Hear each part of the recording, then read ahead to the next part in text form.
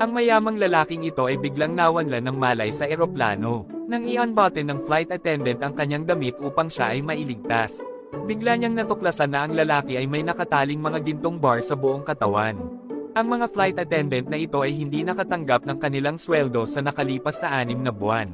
Kaya pagkatapos makakita ng napakaraming ginto, agad silang nakakuha ng masamang ideya. Itinago nila ang lahat ng ginto sa kanilang sarili at pagkatapos ay ipaalam sa mga airline ang tungkol sa pagkamatay ng lalaki. Pagkalipas ng ilang araw, dinala nila ang mga ginto at pinatunaw ito upang bumuo ng isang maliit na bilog na hugis. Pagkatapos ay isinasawsaw nila ang mga ito sa tunaw na tsokolate at binabalot ang mga ito sa packaging pagkatapos tumigas. Ngayon ay mukhang totoong tsokolate. Pagkatapos nito, iniimpake nila ang mga gintong tsokolate sa kanilang maleta at sinamantala ang kanilang posisyon bilang isang flight attendant. Sinimulan nilang ipuslit ang mga ito ng paunti-unti upang ibenta sa ibang bansa.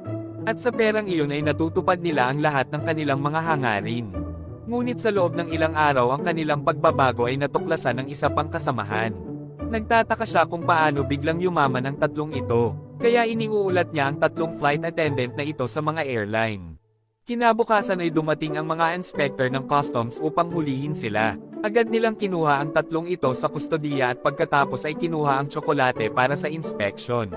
Pinapatas nito ang tibok ng puso nilang lahat. Mabuti na lang ng pagkagat dito ng customs ay walang ginto sa tsokolate. Kaya isa-isa niyang tinitingnan ang lahat ng mga tsokolate.